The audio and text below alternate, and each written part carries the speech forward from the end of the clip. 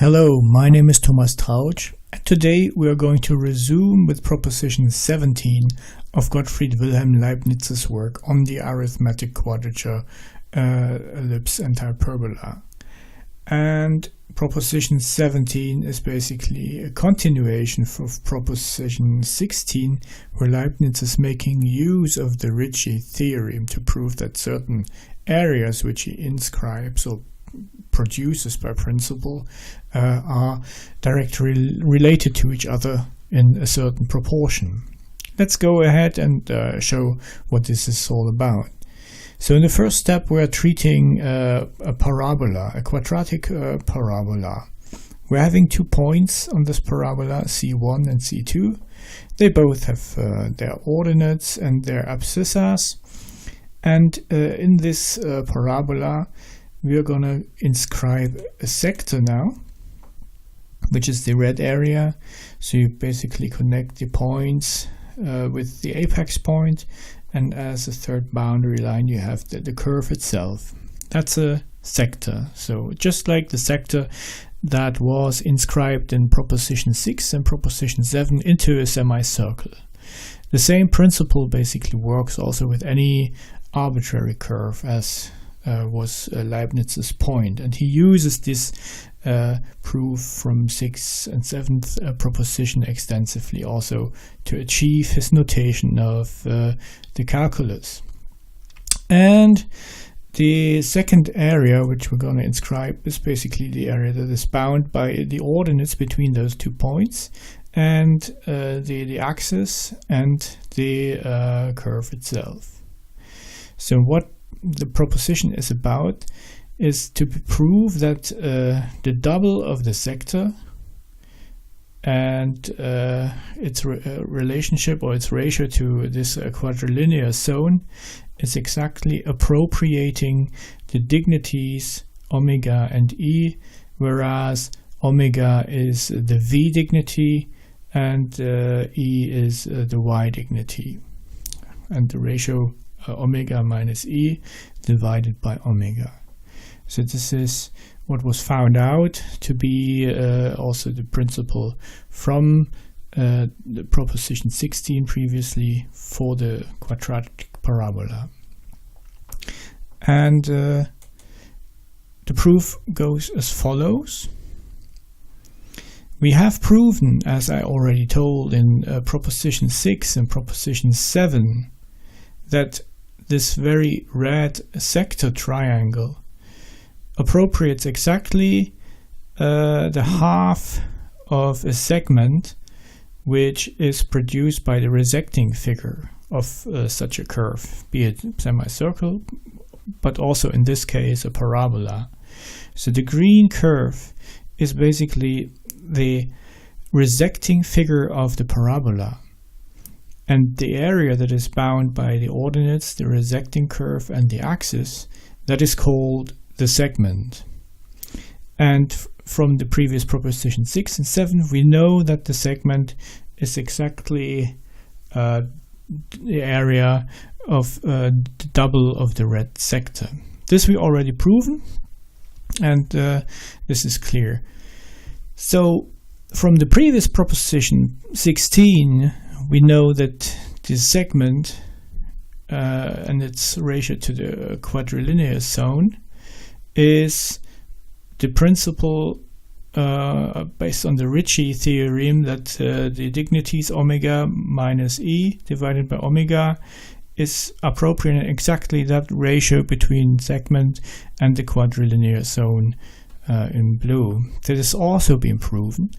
And now in this Proposition 17 both 6 and 7 proposition and Proposition 17 are basically combined to make the statement as above, because when you combine these, basically you substitute here the segment with 2 times the sector, then you get what is written below here, that 2 times the sector area, and this as a ratio with the quadrilinear zone is appropriating exactly the dignity ratio omega minus e divided by omega.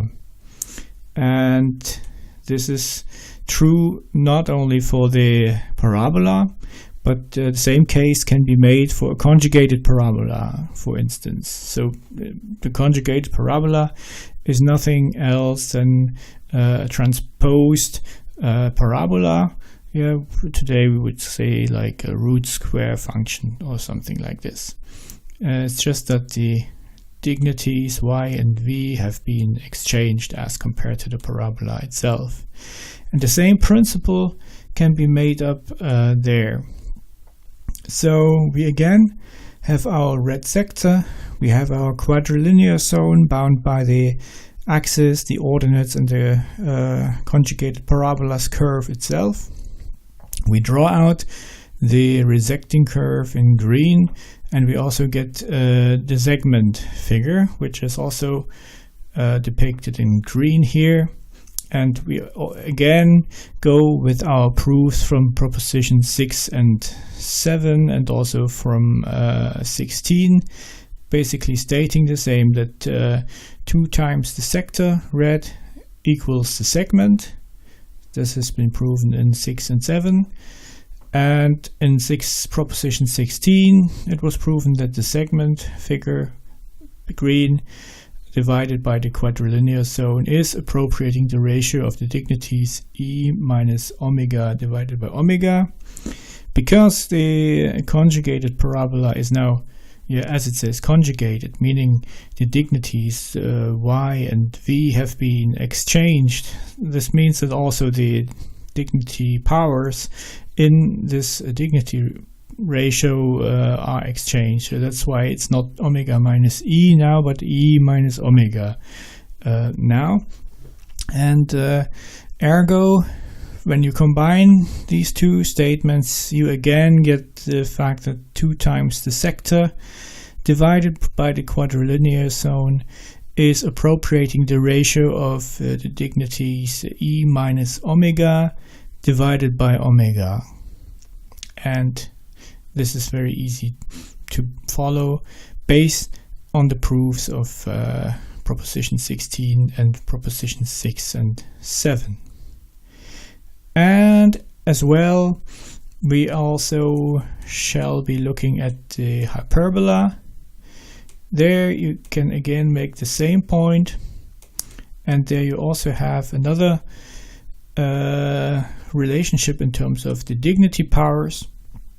You use the same propositions again. You know that twice the sector equals the segment. That is exactly also true for the parabola.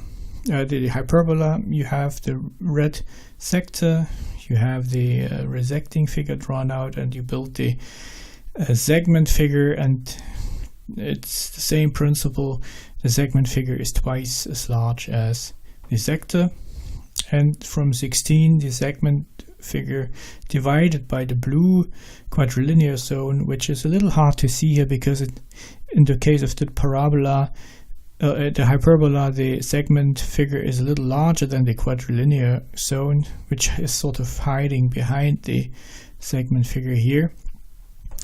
But this is proportional or equal to the proportion of the dignity powers omega plus e divided by omega.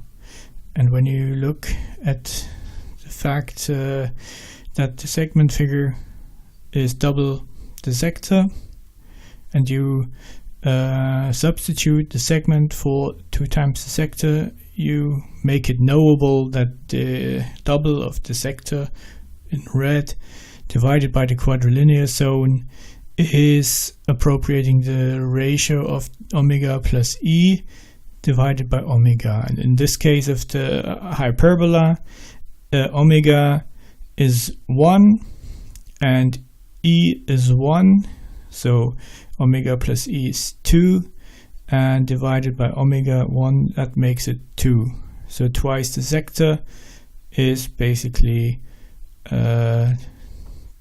twice the sector divided by the quadrilinear zone is 2. That means actually the sector is exactly as large as the quadrilinear zone in the case of the hyperbola. And this is what was to be shown in this proposition. It may not make sense at the moment as to why this had to be proven, but it shall be seen further in the following propositions that these kind of areas, like segment figure and also other areas, are standing in a proportional relationship to each other, which also relate to the powers of the dignities as proven in the Ricci-Theorem. And this is also the big point now, then where Leibniz comes to the notation of the calculus, when especially when treated with polynomial functions, where you have a lot of when you have a lot of sum of x dignities with certain orders of powers. And this is extremely important because this segment and which relates to the segment figure, or the sector which relates to the segment figure, they're connected to this principle via the proof in Proposition 6.